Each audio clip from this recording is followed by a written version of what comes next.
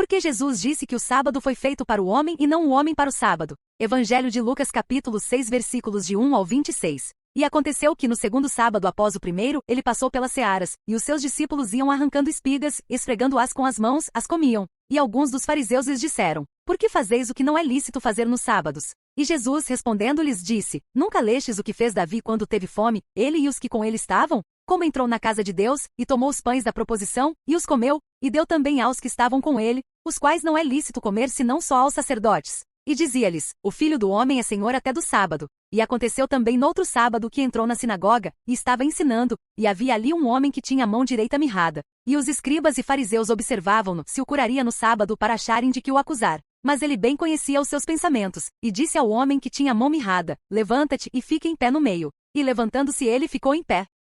Então Jesus lhes disse: Uma coisa vos hei de perguntar. É lícito nos sábados fazer bem, ou fazer mal? Salvar a vida, ou matar? E olhando para todos em redor, disse ao homem: Estende a tua mão. E ele assim o fez, e a mão lhe foi restituída sã como a outra. E ficaram cheios de furor, e uns com os outros conferenciavam sobre o que fariam a Jesus. E aconteceu que naqueles dias saiu ao monte a orar, e passou a noite em oração a Deus. E quando já era dia, chamou a si os seus discípulos, e escolheu 12 deles, a quem também deu o nome de apóstolos. Simão, ao qual também chamou Pedro, e André, seu irmão, Tiago e João, Felipe e Bartolomeu, Mateus e Tomé, Tiago, filho de Alfeu, e Simão, chamado Zelote, e Judas, irmão de Tiago, e Judas Iscariotes, que foi o traidor. E descendo com eles parou num lugar plano, e também um grande número de seus discípulos, e grande multidão de povo de toda a Judéia, e de Jerusalém, e da costa marítima de Tiro e de Sidom, os quais tinham vindo para ouvir e serem curados das suas enfermidades, como também os atormentados dos espíritos imundos, e eram curados.